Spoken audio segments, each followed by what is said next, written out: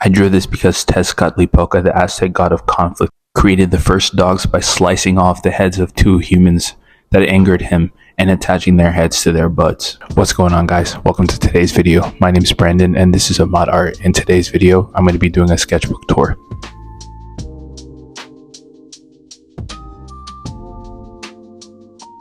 So we're going to start off with Nami from One Piece. It's not my favorite drawing and I thought I'd start with something simple because I was kind of burnt out from a month and a half prior, cranking out 54 or so drawings.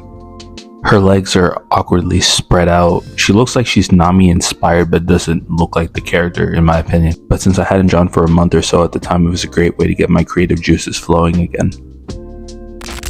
This was inspired by an appearance that Graham Hancock made on the Flagrant 2 podcast. The podcast was mostly about ancient lost civilizations, but it reminded me of the fact that people say that aliens built the pyramids. One of my favorite artists is a muralist named Kipto, and this was inspired by a geisha mural that he did. At the time as well, I watched the animated series Blue-Eyed Samurai on Netflix, and that added to the inspiration. This piece was also inspired by Kipto. The next couple of drawings were inspired by him as well because I was binging his stuff the entire time I was drawing a lot of these. I really like how he merges badass tiki faces and whatnot with cool animals.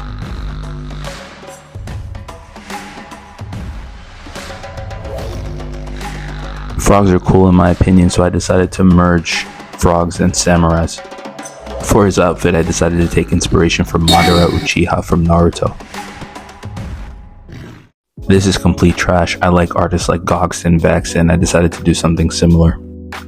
The background is just weird and elementary, and I just think the overall drawing is poor quality. This is an Ophanim, an angel from the Bible. My girl had shown me a TikTok about them, and also Jazza did a video where he sculpted the Leviathan from the Bible. I believe Ophanim are only supposed to have 4 rings around them, but I placed the original ones kind of weirdly, so I added more to make them more harmonious. It looks kind of clunky looking at it now. Next we have biblically accurate cherubs. They are 4-headed, 4-winged, and bull-legged angels. From the minuscule research I did on them back in the day, the human face represents mankind, the lion head represents wildlife, the bull head represents domesticated animals, and eagle heads represent birds and the skies.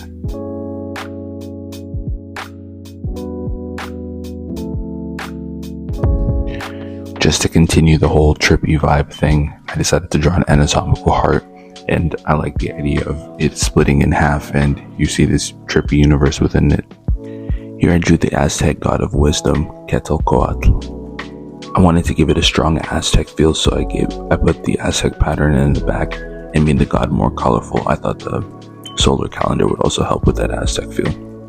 I drew this for Valentine's Day. There's an artist I like on Instagram known as Becky Smith, and she does a lot of work with skulls and flowers.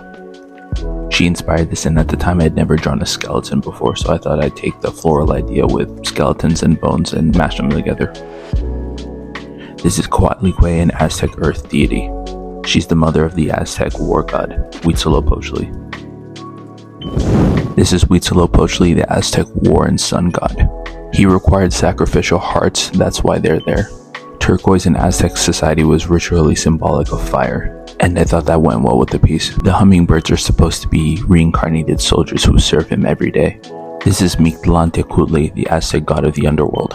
I used Ichigo from Bleach in his hollow form as inspiration for Mictlantecutli's body, and I went for an overall grim vibe in this piece. Tlaloc, the Aztec god of rain. This is definitely one of my cooler drawings. I was trying to go for something kind of like him emerging from the clouds in some sort of rage. This is Tezcatlipoca, one of the main creator deities. He's the god of chaos, hurricanes, and obsidian. I'd say he's very much like Zeus in his level of brutality towards his subjects. Xochipilli, the god of homosexuality and art. You are gay. I really like this one because I could fuse my love for trippy art with this deity. I kind of see him like an Aztec Dionysus. I drew an Aztec eagle warrior to explain the war dynamics of ancient Aztec society. In case you're wondering, they didn't use explosives. I just added them to make the piece look cooler. It's not one of my strongest pieces, but I enjoyed making the video where I went in depth on how the Aztecs fought wars and the purposes for them. This piece was made for a video where I talked about the intricacies of Aztec sacrifice. For example, there was a standard heart removal. There were combat sacrifices where an individual would be tied to a ceremonial stone and hacked up by eagle warriors, and sometimes just bloodletting. Xiuhtecutli, the Aztec god of fire. Remember correctly, the snake behind him is his serpent form, Xucoatl. This is my favorite Aztec god drawing I've done. This is Xipe-Totec, the god of agriculture. For the god's body, I took inspiration from the Titans in the wall in Attack on Titan. Being that he's a god of agriculture, I drew foods that were typically eaten by the Aztec people, and I like how different that is from what I typically do. I drew this because Tezcatlipoca, the Aztec god of conflict, created the first dogs by slicing off the heads of 2 humans that angered him and attaching their heads to their butts. I thought this was so hilarious that I couldn't help myself. I had to draw this dog. I ended up talking about the spiritual functions of dogs in Aztec society. It's also worth noting that there's an alternate myth where dogs are created by the Aztec god of death, Xolotl. A podcaster I used to watch inspired this by saying Buddhism isn't worth looking into because it didn't spread, like the Abrahamic faiths. I intuitively felt that that was wrong and I made a whole video about it. The inspiration for the piece came from a tattoo artist I like named Daniel Silva. While drawing this, I was thinking about the Buddha's middle path philosophy and finding a balance between our higher and lower selves. With some of the upcoming drawings like these ones, you'll notice that there's no real rhyme or reason for me drawing them. I took inspiration from a piece online where it showed a heart and brain being connected by DNA. I added my usual eyeballs and I was interested in the whole thing of time being an illusion.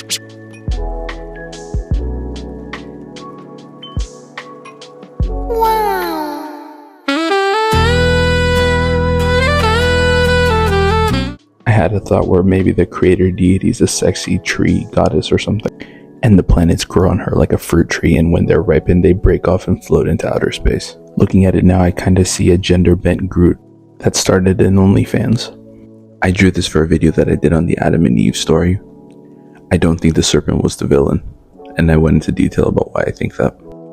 I wanted to convey how the apple may have given them rapid information and knowledge. There was no real reason for this one. I kinda saw a broken mask picture online. I like the idea of it being a deity that got destroyed and now it's exposing its inner world. Kind of playing off the Adam and Eve drawing, I drew chemical symbols and science stuff. This was inspired by my interest in frogs. I also like skulls. I also took inspiration from a drawing I did with a girl smoking and her exhaled smoke was a galaxy. And in the case of this frog, a trippy realm. I like the idea of elemental organs, so I drew an elemental pair of lungs. The video I did about this was about freedom of speech and how I think it's an illusion, because I don't think that anybody really believes in freedom of speech in the absolute sense, and what's acceptable to say is based on who has the power. It was mainly aimed towards conservative pundits online who talk about the left this, the left that, but at least at the time there was no real conservative control in the institutions, and no one on the right has built a strong competitor to YouTube. No real rhyme or reason for this. I kind of like the reference where I saw a woman with her face splitting off, and I like the idea of her splitting face exposing the world that resides within her. I believe in the video I talked about being talented. I wanted to draw an astronaut helmet at one point, but I didn't know what to do with it. At the time, I happened to be recommended a video by a Serbian spray paint artist I used to watch, named Sketch. He does these really cool intergalactic planetary pieces, and that inspired me to put that landscape within the helmet. Xolotl, the god of death, during the creation of the 5th sun, he didn't want to have to sacrifice his physical form in order to get the actual sun to work. So he cried, ran away, and turned into various things like an axolotl so that he could avoid death. This came from a quote I heard someone say in a podcast where we see ourselves as a left wing or right wing, but both wings are part of the same bird. You hear people talk about the uniparty in America, the differences in parties being an illusion. I drew this because there seems to be topics that always get rehashed but never seem to be solved. Yet more important issues like health and the education system never seem to take main stage. For example, this is just one of those random creative pieces. I happened to be thinking of Indiana Jones and thought of drawing a mysterious skull island floating in a universe. Same with this one as well, random piece that came into my mind. I took inspiration from the previous drawing I did of the girl whose face was splitting off. The Deadpool movie came out at around the time I drew this. It was a quick thing I whipped up to be part of the trend. Not my best work in my opinion. Just another random drawing here. Just a Buddhist chimp sage unlocking his chakras. This one is 1000 inspired. I like the idea of a character falling into an illusionary world. I believe I talked about moving to Kenya as a child in this video, which is perfect because it was kind of like falling into a new world. I said this in my Rubik's Cube video, I love ice cream. I also like trippy art which explains the scoop choice. I painted this as my new profile picture. Stephen Ward did a drawing where he mashed up a jack-o'-lantern and venom. I fell in love with that idea, and every year since then I've drawn a jack-o'-lantern fused with something. Last year I thought to do a jack-o'-lantern and Kaneki Ken from Tokyo Ghoul. Nothing deep about this, just playing with the whole elemental organ idea again. Leonardo da Vinci, the goat of all artists. I know he was ahead of his time in a lot of things, but researching him was so annoying when I did his video. He was the king of starting and never finishing anything. Raphael, the complete opposite of Da Vinci. He cranked out so much work, granted he had a lot of assistants, and he died young as well. Thanks for watching. I hope you enjoyed getting a little bit of insight into what goes into my artwork. Till the next one.